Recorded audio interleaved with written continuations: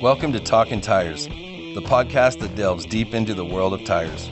Join us as we explore everything from the science behind the manufacturing to the latest innovations in tire recycling. Our aim is to provide you with a comprehensive understanding of tires, including how they work, how to maintain them, and how to dispose of them responsibly.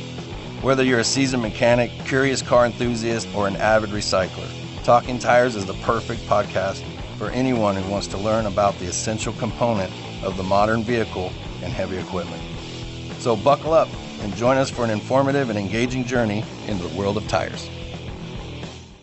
All right, welcome to another episode of Talkin Tires. I'm your host, Craig Hunter, the president of Tire Reclaim, and I've got with me today Arthur Wagner of REGOM. And welcome, Arthur. Hey, Craig. It's nice to be with you on air today. Thank you very much for the invite. A brief introduction would be that REGOM, am I pronouncing that right? REGOM or REGOM? It depends. It can be REGOM, REGOM. Okay. I'm going to go with REGOM. We are. Yeah, I'm going to go with REGOM. I think that fits well and I've heard other folks pronounce it that way. So what we've learned is that you guys are involved in the life cycle of waste tires and the robotics and sorting. And we were really excited to have you come by just because of the amount of conveyor systems that we've installed recently, which you showed up and you thought were an excellent system, which it's always nice to have a little confirmation in the entrepreneurial world, right? To have somebody say, yeah, that looks great. So we were wondering when you came by what you were going to be talking about. So it was neat to learn more about your product. But this show, Talkin Tires, is about that, and it's also about the people and the business behind these tire industries. So why don't you tell me a little bit about yourself, Arthur? Like a lot of guys say, I got in this business on accident, or it's exactly the case. Is it really? Okay, let's hear the story. I started my higher education with biology and chemistry back in 2008, 2009. And because at the beginning, I want to become a vet. So doctor for animals, and now I'm a doctor for tires. So yeah, it's clearly by accident. But yeah. Then when I realized that I cannot be a vet, I went to business school in France. I also work a little bit in the US, in Dallas, Texas, for a French company. And then quite rapidly, I decided to create and run my own businesses. So the first one back in 2015, 2016 was some shops where you can directly find the local farmers for the groceries, the tomatoes, whatever you can have. And it works pretty well until the COVID, when the French government decided to close down everything. So I shut down my businesses. I had 3 different ones at the moment. And then I met Jean-François Cassier, a guy in France. He is president of a transportation group called Transport Cassier, quite easy. And he owns something like 500 or 600 trucks. Transport. What was his name again? Transport Cassier, Cassier. And they run something like 600 trucks, I would say, in France and Europe. They've got 13 warehouses in France and also in the UK. And they also have 2 sites where they collect and sort used tires.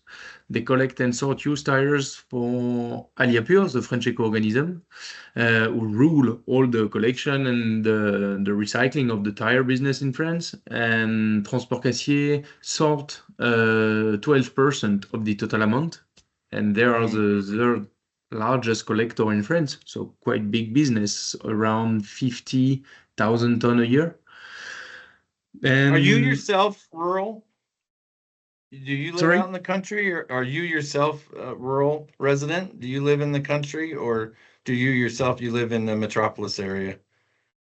No, I'm living in the middle of nowhere. It's funny because when we were talking, you'd mentioned the rural expertise, and I told Brett, I said, we've really got to expand into our rural market. I can't wait to pick Arthur's brain a little bit about some of the logistics challenges, right, for rural. And I said, I think he's just a country boy like us. Yeah. It's exactly the same. Yeah. That's I great. grew up in the countryside. I practice four-wheeler, motorbike, dirt bike, everything. Yeah. So my senses were on then. I kind of was picking that up from you. He's got the French accent and he's dressed pretty fancy today, but I think he's just a country boy like us, Brett. Yes, I am. Yeah, all right. Sorry, I didn't am. mean to interrupt you. So 50,000 tons. No, That's a okay. pretty So, remarkable number.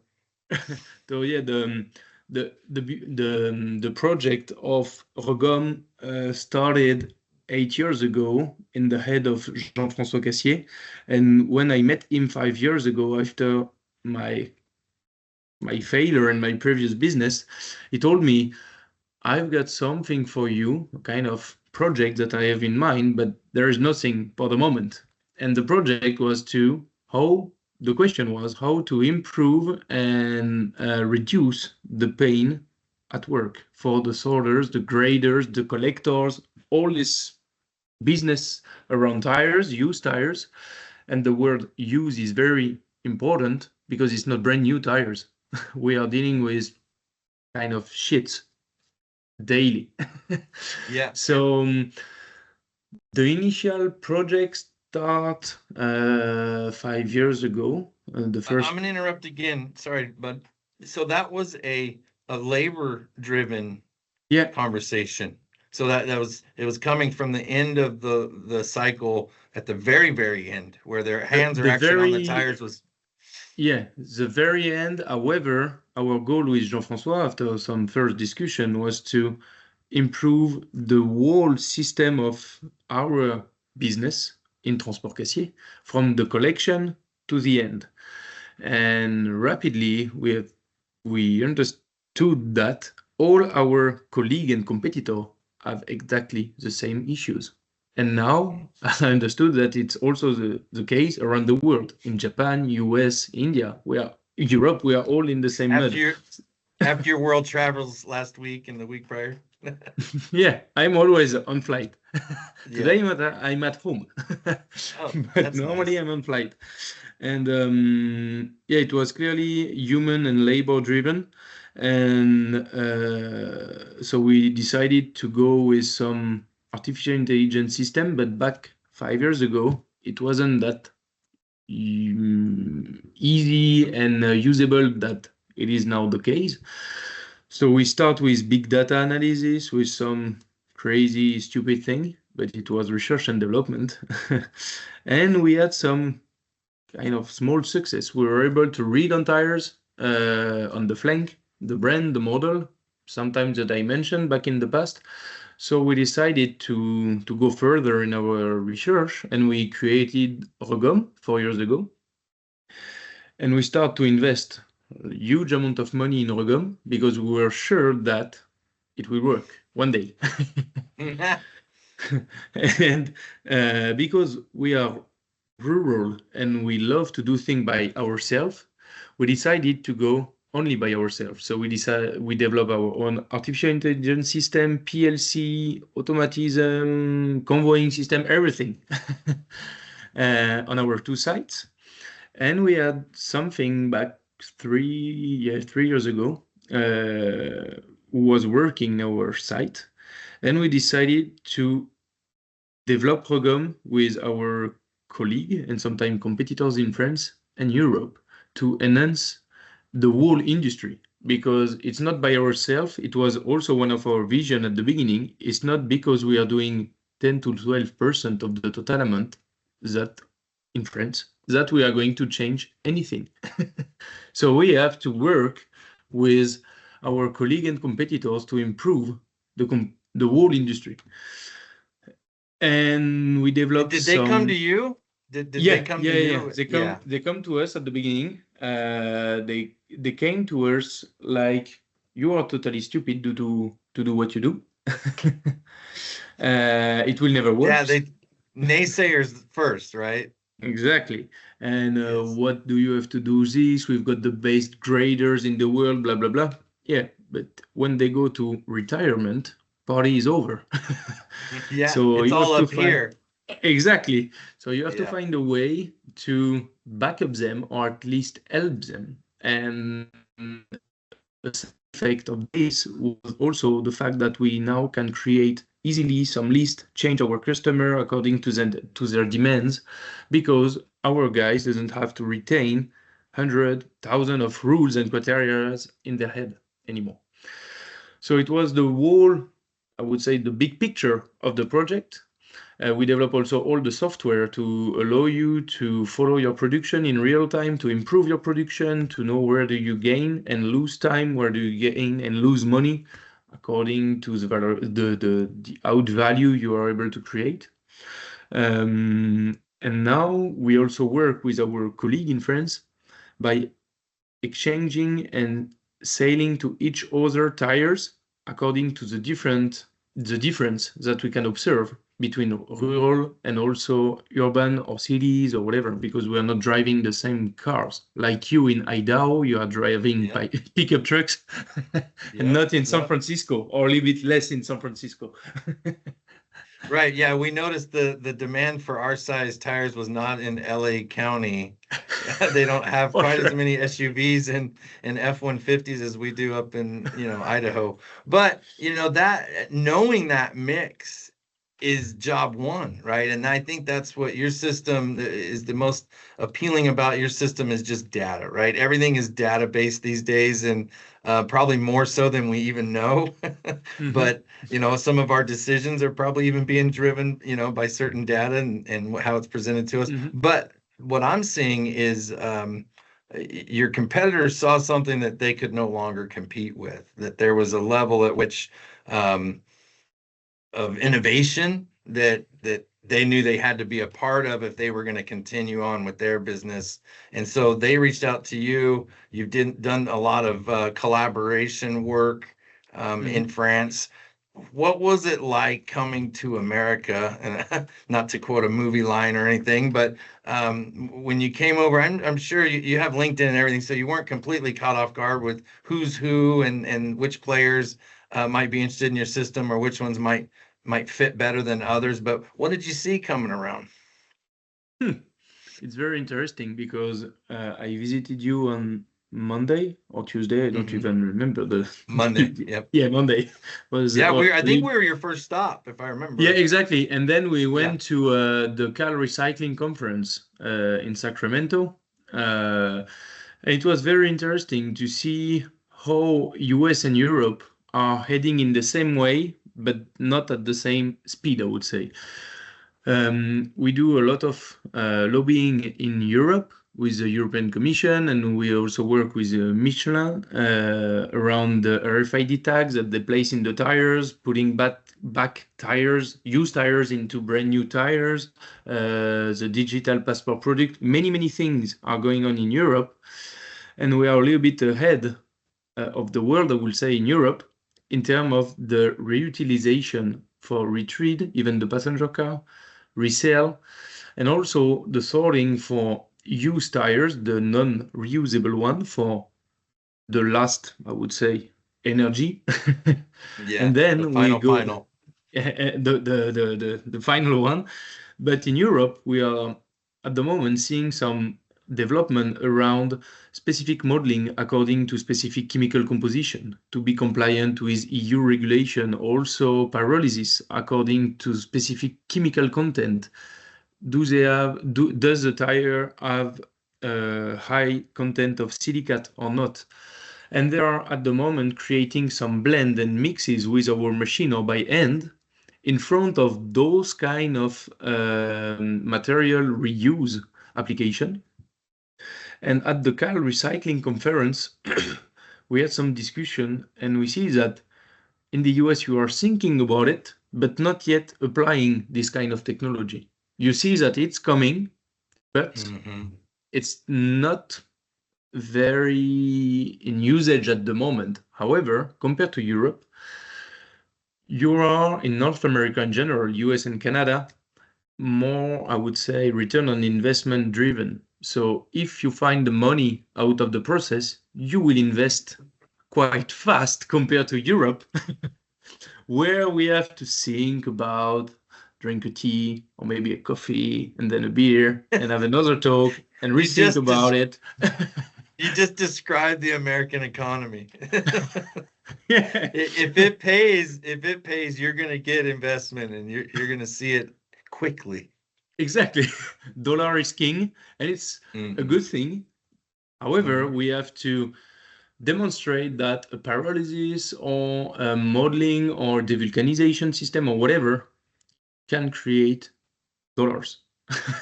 And at the Exactly. moment, I've seen many different projects around the world. Some are very crazy, and I think they are going to lead the technology in the coming years. Some are a little bit behind, but Hmm. it's moving clearly. In Japan, in Europe, in India, it's moving, and Well, and also it in was North America.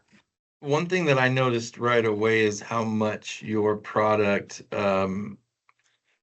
has attributes that could serve many of those different settings, right? So obviously there's the grading of the tires and the sorting, but as you Mm, start getting into the chemical makeups, that mhm. has like a monumental simplicity to it. I hadn't really even thought of it that way, but then when you said about the chemical makeup for pyrolysis, I thought, wow, so now you can start breaking up because you know what goes into those tires because you're also working with the manufacturers who are making them, and they're Exactly. going to say all of these brands are going to be X amount of natural rubber, certain amount of silicon, and Mhm. they'll have, and you'll be able to group those. To me, that's really cutting edge and sharp on your guys' part. Th- Thank you. And moreover, I would say we develop it for the real need of our industry. So it's a real tough machine, works in the real condition compared to some crazy laboratory thing that we can see. We're able to read tires with ice, mud, water, whatever.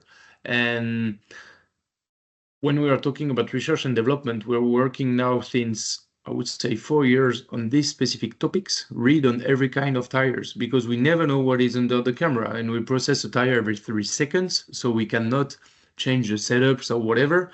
So we have to find a vision and a lighting system who works in average perfectly on everything, which is Well, not the that data, easy.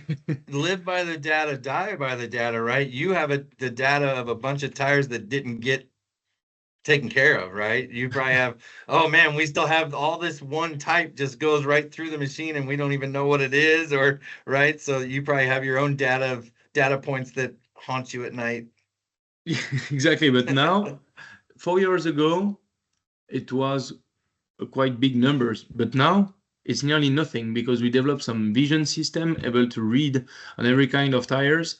The worst thing with a tire, it is black, and it's Mm, and it's right black on black. So it's very complex to mhm. read compared to the OCR that you can have, in your smartphone. You are reading on a sheet of paper, but it's black letters on white paper, so it's quite easy to see. But at least it's all pretty symmetrical and similar.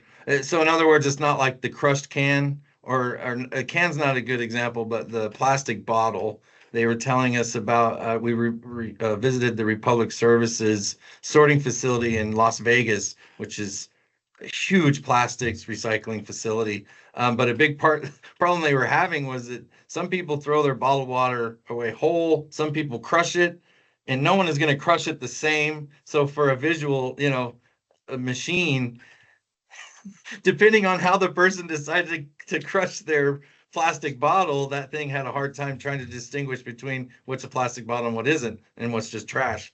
So Yeah. your system, at least the tires are all very, they're not going to Y- be folded, they're not going to be bent or. yeah, but we are talking about two different technology. The one they are using, it is a comparison system that they learn that this is a plastic bottle and this is a potential shape. Our system is a reading system, so we read on the tire. A tire is circular, and it can be 13 inches to 24 under our light vehicle machine. And we also have a truck tire machine, which is for bigger tires, obviously. And the complexity of our system is that it's reading system. So you have to read when you read load index and speed index, it have to be correct. And also for the dimension, a 6 can easily become an 8 or 9 in terms of vision and reading. So I would say it's two different industry for sure. I also visited metal and plastic sorting unit. It's totally crazy, the speed everything goes and but they are not using exactly the same kind of IA compared to us. Our system is a vision-based system, so we do not have to retrain it. We just have to read and then interpret according to the country we go, because you've got different tires in the US, not in majority, because you've got Bridgestone, Continental, Michelin, all the majors one, but you also have some specific brands like Maxxis, the one for the four-wheelers. We have just a few of those in Europe, for example. And we are talking about Japan or India. Just imagine the number of brands that they can have. Wow. Yeah. But Well, and I'm glad you pointed that out, because now that I think about it, to be able to read on the black on the black, I get it now. And there could be some wear there, right? Or some age to it. There could be a lot of different factors of being able to some see mud, that. and it's also when it's wet, it's become white with a light reflection. So yeah, it's at the moment from what I know, I can see we are your the only one to do frustration. it, and we spend a lot of time, and we spoke with many different research and development center, whatever. We are the only one to do it. Why? Not because we are genius, because it's totally stupid to wake up in the morning and say, I want to read on used tires. Nobody does. It's not common sense, because nobody does its job. We are 12 in France. You are not that much also in the US, because Liberty have a very large part of the market. So who is going to invest millions in a reading system for used tires? Nobody. You have to be stupid and French to do it. This is why we did it with Jean-François. Babe, you know what? We may be just country and stupid enough to follow along with you, so you'll be all right. One thing that I did notice, you mentioned the companies there. So some of the larger companies, have you gotten a little traction with them? Is this something that they're seeing is obviously, I mean, you don't have to share too much, but that as much as we like that machine, I could see someone doing, 10, 20, 30 million tires being even more excited about something like that. It's always and I'm not going to say something crazy or very big news. It's always a difference between big and small companies. Small companies can invest quite quickly because they see a potential benefit. It's not sure, but they see it. So they say, okay, I'm going to try, because the invest is not that crazy compared to granulation line or whatever. So I'm going to test. And I know those guys from Europe, they've got 10 to 12 lives running there. Okay, they look trustable. Why not? Yeah, I can see one. I can go and put my hands on one. I can jump on a plane and go touch one if I need to. Yeah. I got some, I know someone in the US who is going to do next week. So yeah, the big company, you know them also. It's in general way more longer process due to their size, but it's not bad or better or whatever. It's just because they've got a different hierarchy, that they have to make decision in a certain flow and a certain order. So for sure, the big ones are interested even in Europe. However, it takes longer. I can imagine. So anything else product line wise? I mean, I know that the sorting, it's in semi grade 2. Is it the same machine to do the semi tractor trailer tires as well? I forgot to ask you that when you were visiting. Or is it a different machine? Which tires? So we can do the passenger tires through the machine we discussed. Does that work for semi-sized truck tires as well? Yeah, it's go. And this is the problem between North America and Europe. The metric system, it goes up to 1 meter. Oh, okay. Yeah. So So 1 meter is 36 like, inches. yeah. Yeah. And so the difference for us is here in terms of conveying system, because we're able to process a tire every 3 seconds under the camera. That means with the deceleration and acceleration, we are nearly 0.5 seconds really under the camera. And to reach this speed, we cannot move tires like 160 or 80 kilograms, 160 pounds. It's impossible to move truck tires at this speed. This is why we've got two machines, one for passenger car up to 1 meter, so 36 inches, and and the other one for the bigger tires. And those machines for truck tires are used mainly in Europe by retreaders because they gain time to enter all the parameters and the data from the tires to assign specific program to the chirography machine or the buffing machine. Because at the moment they've got operators who are typing down everything on touchscreen or even on Excel to print paper label on the tires. Our machine is able to read, so they gain time. The guy just have to confirm the reading and put the paper label on the tires. So it's like it's an informational based picture, Exactly. if you will, or read. Yeah. Exactly. So We develop they want to. identification system, then you do whatever you want with. You can grade tires, you can retreat, you can sort automatically to different stock for pyrolysis, so nobody touch the tires anymore. So Yeah, yeah. something I thought about is if you had a manufacturer that didn't want any of their tires graded, you could say, okay, we can make sure all of yours gets shredded. Yeah, It just and makes, yeah, because for, our for sure, eyeballs will. and also one demand that is coming at the moment is Europe. In Europe is digital product passport. It's going to be mandatory in Europe by 2028 for the tires, and it's already the case for the refrigerator, the TV screen, the smartphone, whatever. When you produce or import a Europe, so when you sell a product in Europe, you have to justify individually its end of life. So this is why the manufacturers are placing at the moment RFID tags into the tires, into the flank, to be able to say these tires had been produced here in Malaysia, for example, imported in France. The usage was on a Mercedes, Benz, whatever, and it was recycling like that for this usage.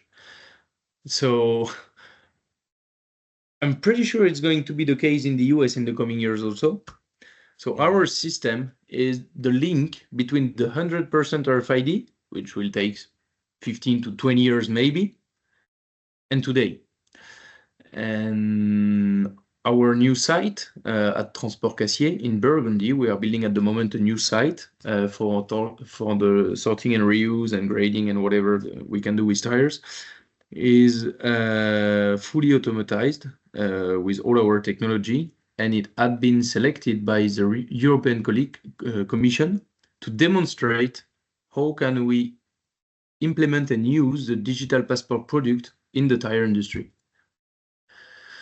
So yeah, we are clearly in Yeah, the well, stream and in your invention or your innovation definitely ties into that, right? Data, information, data. Like they can't do any of that passport stuff without the data. And exactly. so I hear you right. That's a Bluetooth chip in the tire that is It's sourcing, an or is it just RFID. It's a small antennas uh, like you can have yeah, it's a RFID technology, so it's a but no power, or it has yeah, power? yeah, it's a non-power antenna, and then with an electrical field, you just come and excite the Yes. antenna, and it just have the power enough to send you back the code inside, and then you're able with this code to ask to Michelin, Conti, whatever database, I've got this code, please give me the brand, the model, the dimension of these tires. It's impressive. It's, It's what they do. nanotechnology. It's pretty impressive. It's what they do, and we develop with them this technology and the reading antennas because at the moment we are the only one to align and separate the tires in front of our process, because usually you collect huge amount of tires, you dump it on the ground, then you load it with a huge dozer in a huge shredder, so impossible to read RFID tags or Yeah. whatever. Yeah. And when I've seen your video on LinkedIn that you were aligning tires, I said, whoa, those guys are clearly ahead. What do they do Yes. with tires one by one on, on a convoying system? Yeah. Yeah, that conveyor system. And thanks for following along. And that just goes to show how much impact LinkedIn can have, internationally now, is just your ability to kind of scroll through there and then, whoa, that was tires on a conveyor system. And you back up and watch that video. And then it, ends up being a meeting with us and you come to our facility and we get to have this podcast. I mean, all of that was Yeah, sparked from just scrolling through LinkedIn and us taking the time to post a video, right? And I tell guys all the time, I think it's Gary Vee that said, if somebody tells me that they don't have time to do social media, then I say, well, he said, well, then I say, so you don't have time to work on your business? Because that's basically what LinkedIn and social media is now, is working on your business. exactly. Exactly. And especially when we are in a kind of niche business like we are, Mm. because I'm traveling around the world and I've seen now many different sites, and clearly we are doing exactly the same job. And Yes. some are very good ideas, others different kind of ideas. And if we are able to mix all those ideas, I'm never going to compete in the US or even in different state in the US or whatever. I think if we work in common, and if we share the knowledge and the good ideas, we will clearly enhance and improve the complete tire recycling industry at the end. Maybe it's idealistic, but it's my vision. Yeah. Well, no, and that's great. So I like to ask this question. Would you say that's your why? I mean, there's everybody has a reason they get up in the morning and they go out and fight this battle day in and day out. And you said you came accidentally into the tire recycling industry, right? Well, here you are, you're here now, and you definitely, I mean, it takes a lot to fly to America for a week. What's your why? The why is to clearly it's what I said just before, like to travel and to mix all the good ideas, the good energy, the everything, to be able to enhance, improve the complete business at a European, Asian, and North American size. Because for me, it's a niche market. It's a small planet. Uh, I'm I'm in the US nearly every month. We've got now an office in Boston. It's only 6 hours flight. When I'm moving Mm. from central part of France to north of France, it's 7 hour drive. So it's nothing. It's like the same, right?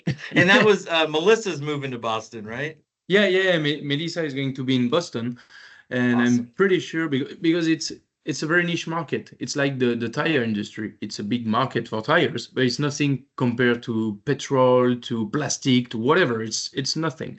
So we are not that much to do this kind of business around the world, and I'm pretty sure we can do very clever and interesting thing together, rather than being in our own businesses. Even in France, I'm selling machine to my competitors and colleagues, and we are improving the complete system. So Yes. it's not competition anymore. We are talking about recycling. So Yes, and making change. And I think that's great. I think that's exactly. a great why. You We hit it are right not on the totally head. stupid. We like and we love to do business. However, I'm pretty sure that working together, we can clearly improve all our business at the same. Was there anything else you wanted to touch on, Arthur? Any new stuff you got up your sleeve? I know everything you do is probably pretty cutting edge, but anything you wanted to talk about? Yeah, we're working also on the side on a system able to find the small leaks. You know, when you resell tires, one of the major issue is the very small holes or whatever. And we find some detectors. I'm not going to say which with which technology, but we are now able to detect those small leaks without human intervention. So when we pressure test the very valuable, high valuable tires, because in France and in Europe, we pressure test them before we resell it on the French or European market, our graders are touching the tires with their hand, but sometimes it's impossible to detect the leak. So we are working on this system to improve, once again, the quality of the output. And we are also working a lot on the logistic and the software aspect to create pairs out of tires.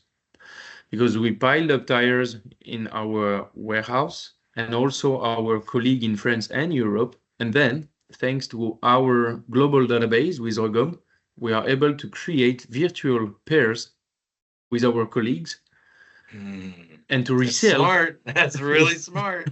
Because the value, I mean, you probably have math or you know the math on once you pair it, it goes from this value to that value. Exactly. So all you got to do is make that connection and you can actually pencil that out. Exactly, and specifically on the big size, like for the Porsche Cayenne or all those big vehicles, it's quite complex to create the pairs. However, when you start to work with your colleague, it's way more easier to find it, and you also reduce the cost of stock. Everything. So everything goes down. Yeah, yeah. So yeah, now we work that's on a really all good the one. side, on the side, and those side are, I would say, mainly and mostly now bring by our customer who ask us specific development. And as we develop everything in our own, we are able to provide and perform those development quite easily for them. So we clearly improve, thanks to our network in Europe, the global system. And this is why we want to spread our technology in the US, because it's a different market, not totally, but different market. And we will also improve our system from North America. And we will improve what you do, your process, from European process. So it will be a win-win thing for sure. Yeah. That's great. I love it. And you're always growing, man. I think that's the best thing is you're not just happy with what you got sitting in front of you, right? You got to see and your customers driving that conversation too. I really like that. I'll bet some of the chemical makeup conversations that probably came from your pyrolysis people, right? Yeah. Yeah. And makes perfect sense. My customers always said we are not buying a machine, we are buying a complete process and vision that we want to go in, and we want to build in common, because we are not machine sailor. We are process, because we think about the complete thing. As we are the only one to do it in the world, we have to unload, separate, align, feed the machine, distribute the good tires, blah, blah, blah. So we do the whole process to improve the complete system. And this is why it's not only customer, it's more partnership, I would say, in general. That's great. That's a great line to end on. I really appreciate you being on with me today. And we look forward to seeing you again here in the States, or I guess maybe we're gonna have to jump on a plane and come see you in France. Yeah. I don't think my wife would hate that. For sure, you should. Yeah. Come. We'll welcome you with wine and charcuterie and all that French stuff. Oh, wow. Hey, now you're really threatening me with a good time. All right. Well, I appreciate your time again, and make it a great day. Thank you very much for the discussion. Bye. Ciao.